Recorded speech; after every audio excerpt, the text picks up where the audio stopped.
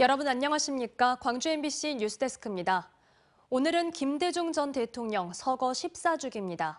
민주, 인권, 평화와 통합의 리더십으로 대표되는 DJ 정신을 계승하겠다는 다짐이 곳곳에서 이어졌습니다. 하지만 김대중의 뒤를 이을 큰 정치인이 보이지 않는다는 점에서 지역민들은 호남 정치의 맥이 끊기는 건 아닌지 걱정하고 있습니다. 주현정 기자입니다. 불굴의 용기, 행동하는 지성, 깨어있는 양심의 대명사 김대중 대통령. 정작 김 대통령은 자신을 바로 세운 건 독재에 맞서 생사고락을 함께했던 대한민국 민주주의의 뿌리를 지탱해 주었던 민초, 국민이라고 늘 말했습니다.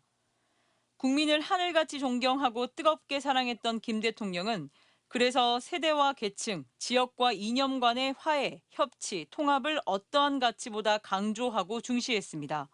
백성을 살리지 마라. 우리는 노예만이다. 우리는 주인이다.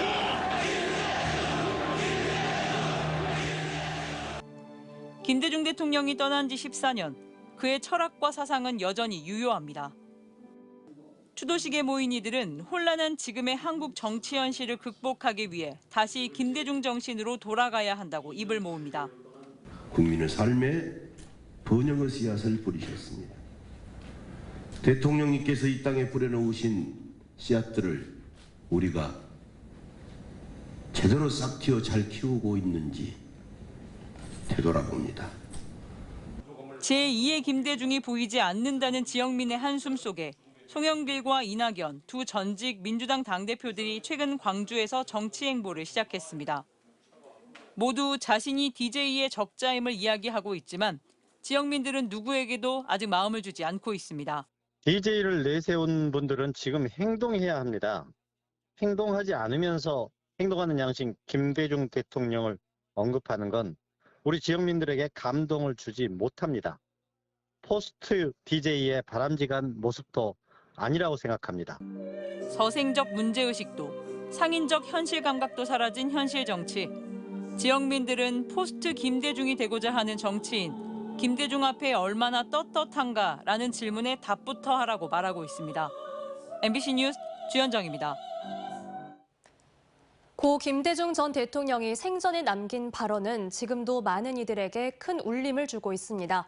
정치와 외교, 민주주의 등 무엇 하나 쉽지 않은 지금, 김대중 전 대통령이 남긴 말들이 재조명되고 있습니다. 지금 살아계셨다면 어떤 말을 했을지 궁금합니다. 김초롱 기자가 보도합니다. 온갖 어려움을 뚫고 대통령에 당선된 고 김대중 전 대통령은 자신을 탄압한 군부 독재 세력에게 정치 보복을 하지 않겠다고 선언했습니다. 정치 보복이 얼마나 악한 일이냐. 바로 그 산 증인이 제가 아니겠습니까? 그리고 자신의 처음 다짐을 지켰습니다. 그 어느 때보다 여야 간 갈등의 골이 깊기에 협력을 강조하는 그의 정치 철학은 김 대통령의 14기 추모식에서 다시금 언급되기도 했습니다.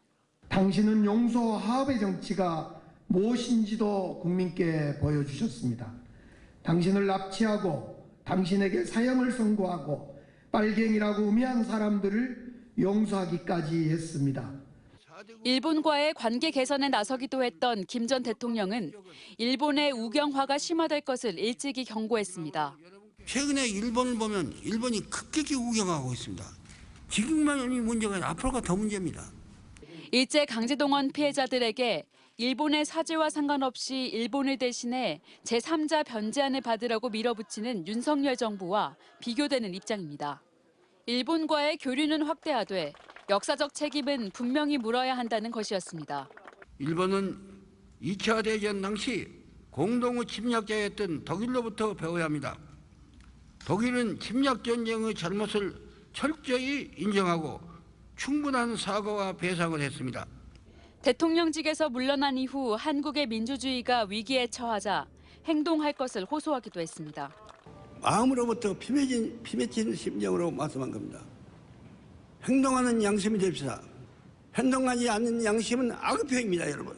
광주 MBC는 고 김대중 전 대통령의 서거 14주기를 맞아 그가 남긴 발언을 유튜브 채널을 통해 36시간 동안 연속 방송하고 있습니다. 과거에 했던 말이지만 지금 현 상황에서 좀 더 다시 조명해 볼 수 있는 그런 내용들이 있지 않을까 싶어서 이번에 이런 아카이빙 라이브 기획전을 한 거고요.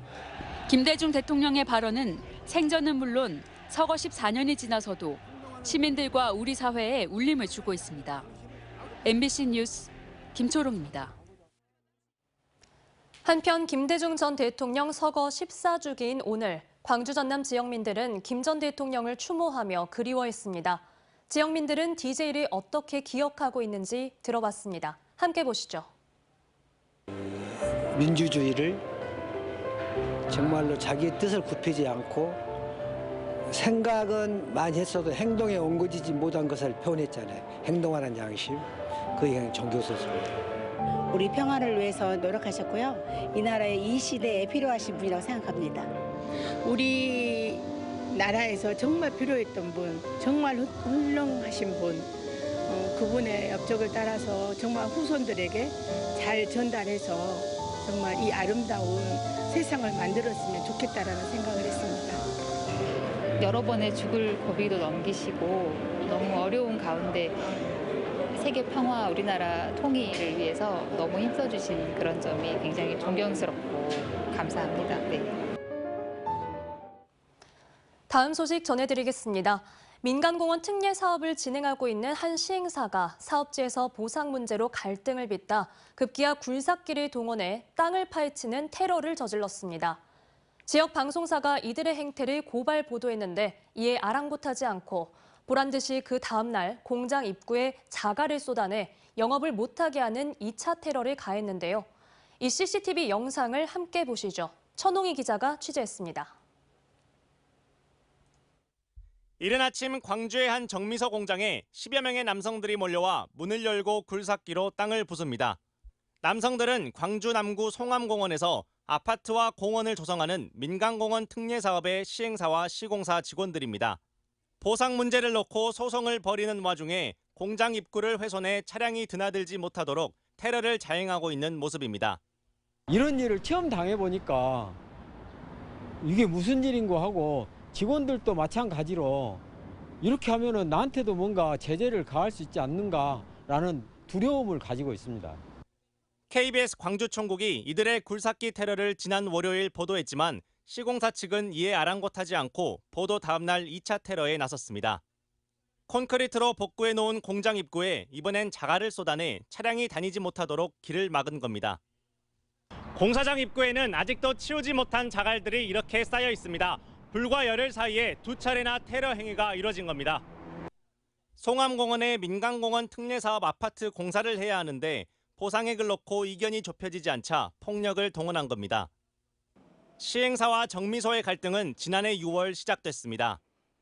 시공사 측이 소유주에게 땅을 사들인 후 정미소 측에 영업 손실 보상금 등으로 15억 원을 보상해뒀지만 정미소 측이 이걸로는 턱도 없이 부족하다며 올해 1월 행정소송을 제기했고 재판이 진행되는 도중에 느닷없이 굴삭기와 자갈을 동원한 테러가 이어진 겁니다. 우리가 법적으로 영업권을 보장받고 영업을 하고 있는 상황인데 이렇게 과연 땅을 파는 것이 맞는 행위인가, 이럴 수가 있는가, 이런 참담한 심정을. 시공사 관계자는 자신들의 잘못을 인정한다며 기꺼이 형사처벌을 감수하겠다고 당당하게 이야기합니다. 그러나 정미소 측이 지나친 보상금을 요구하면서 한 달 대출 이자로만 10억 원씩을 부담해야 하는 상황에서 어쩔 수 없었다고 주장합니다. 저희는 이게 뭐 테러라든가 뭐 이렇게 생각을 안 하는 거. 건축물에 대해서 막 뭐가 있는지 조사를 하고 파악을 하고 측정을 하고 할 수도 있잖아요. 민간공원 특례사업 공동시행자인 광주시는 원만하게 협의해 잘 해결됐으면 좋겠다면서도 시공사 측의 테러 행위에 대해서는 조치를 취할 권리가 없다며 소극적인 입장입니다. 보상금을 놓고 행정소송이 진행되는 와중에 벌어진 시공사의 이러한 테러 행위는 법보다는 주먹이 가깝고 상식보다는 돈이 우선인 우리 사회의 세태를 여실히 보여주고 있습니다. MBC 뉴스 천홍입니다.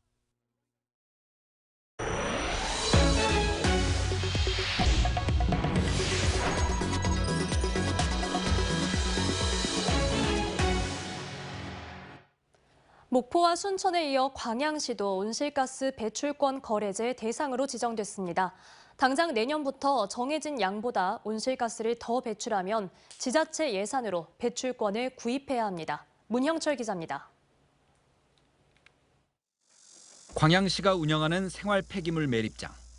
쓰레기가 분해되는 과정에서 이산화탄소나 메탄 같은 온실가스가 발생합니다. 매립량 등을 토대로 산정한 연평균 온실가스의 양은 3만 8천 톤. 기준치인 2만 5천 톤을 초과해 내년부터는 온실가스 배출권 거래제를 적용받게 됐습니다. 배출권 거래제는 사업장별로 연간 배출할 수 있는 온실가스의 양을 정한 뒤 남거나 부족한 양을 거래할 수 있는 제도로 기후변화에 대응하기 위해 지난 2015년 처음으로 도입됐습니다. 배출권 할당을 받고 관축 활동을 하고 내후년에 배출량 보고하고 배출권 정산도 하는 겁니다.